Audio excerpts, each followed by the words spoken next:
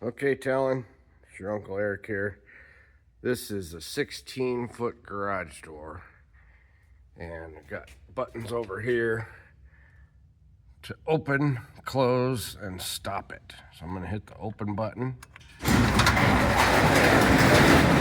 Kind of noisy, but you see, you don't always need it open all the way. So it only opens to about 14 feet at first. And if I need it open all the way to get something really tall in, I can hit open again.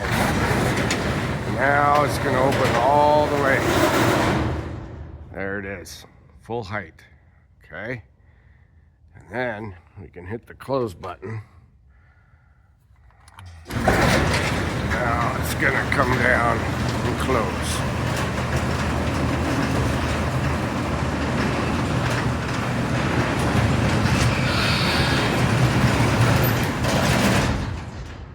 There you go. Pretty good, huh?